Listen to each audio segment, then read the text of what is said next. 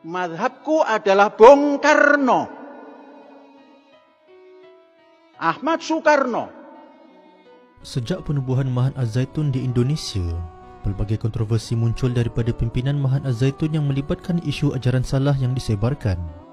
Malah Mahat ini telah menjadi satu pusat pengajian yang besar di rantau ini sehingga berjaya merekrut rakyat Malaysia belajar di sana.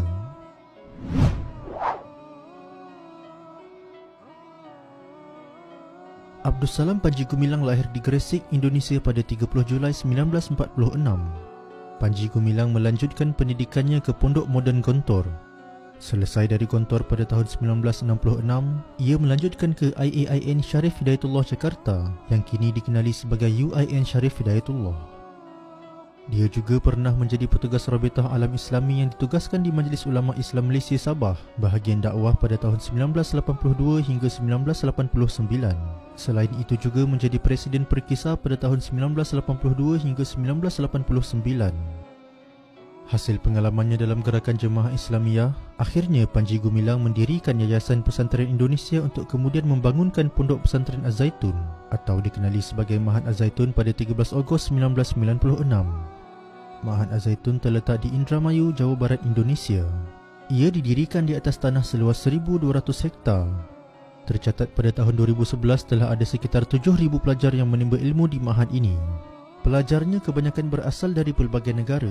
Selain Indonesia, ramai di kalangannya dari Malaysia, Singapura, Timur Leste dan Afrika Selatan.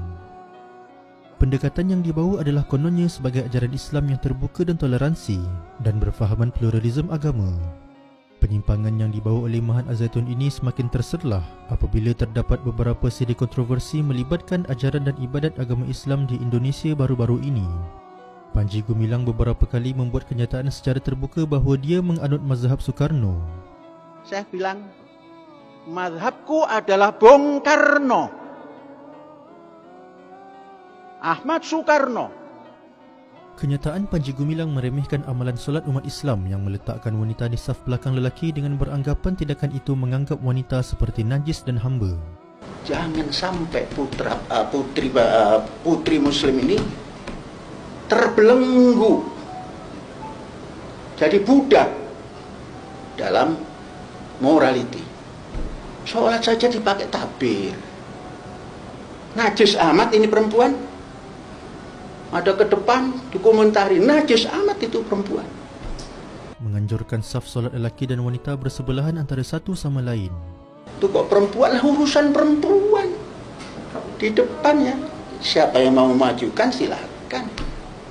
Menganjurkan supaya wanita menjadi khatib dan memberi khutbah Jumaat dan Hari Raya. Center of Education di Az-Zaitun ini mau menampilkan nisa untuk jadi khatib di Jumat. La ilaha illallah, Allahu Akbar, walillahil hamd. Masyarakat kamu. Dalam solat Aidilfitri, turut disertakan seorang penganut bukan Islam berada di tengah-tengah saf solat. Solat tersebut diimani oleh Panji Gumilang dan disertakan 2 orang pelapis imam kepadanya kerana dia tidak boleh solat dengan keadaan sempurna.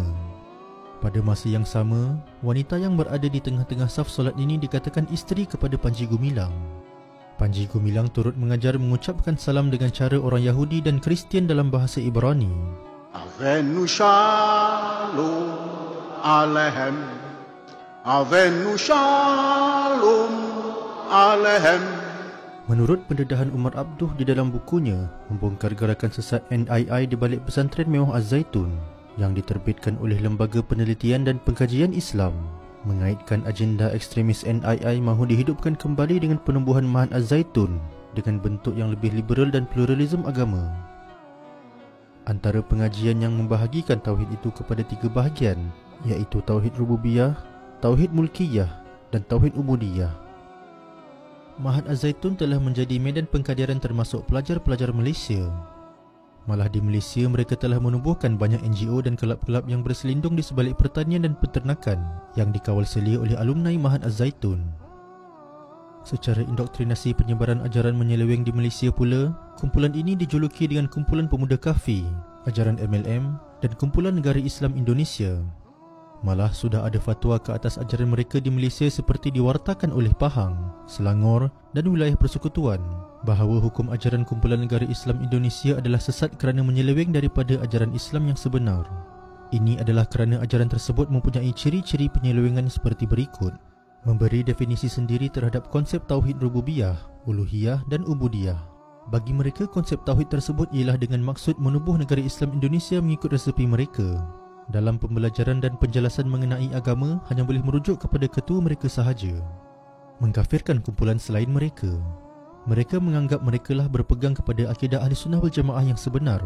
Orang Islam yang tidak mengikut kumpulan itu dianggap tidak sah Islamnya. Fahaman dan doktrin mereka adalah berasaskan pemikiran ketua kumpulan yang didakwa bersandarkan Al-Quran. Dengan kata lain, mereka menggunakan ayat Al-Quran dengan tafsiran mengikut keperluan kumpulan mereka, seperti mengubah hukum dengan mengatakan solat hanya 2 kali sahaja wajib sehari semalam dan solat subuh sewaktu program mereka berjalan tidak diwajibkan. Semua aturan, perintah dan arahan ketua mereka adalah sama dengan perintah Allah Subhanahu Wa Taala dan wajib dipatuhi. Mendakwa kerasulan dan kenabian tidak berakhir kerana mereka menganggap setiap orang menyampaikan dakwah Islam juga dianggap Rasulullah. Mana-mana ayat dalam Al-Quran boleh ditafsir mengikut logik dan manusia bebas mentakwil atau mentafsir ikut kehendak sendiri. Setiap Muslim yang tidak ikut menjadi anggota mereka dianggap kafir dan darahnya halal. Selain itu, masih banyak lagi sisi penyelewengan yang dibawa oleh kumpulan ini. Realitinya mereka masih giat aktif di Malaysia dengan menggunakan pelbagai nama NGO dan kelab-kelab usahawan bagi menjana ekonomi secara mandiri. Sebagai Muslim, perlulah kita berhati-hati dengan ajaran baru yang tidak berlandaskan manhaj Ahlus Sunnah wal Jamaah. Ingatlah kita kepada sabda Nabi Muhammad SAW, "Taraktu fikum amrain lan tadillu ma tamassaktum bihima, kitaballahi wa sunnata nabiyyi." Maksudnya, aku tinggalkan kepada kamu 2 perkara dan kamu tidak akan sesat selagi mana kamu berpegang dengannya, iaitu kitab Allah dan sunnah nabinya. Hadis riwayat Imam Malik.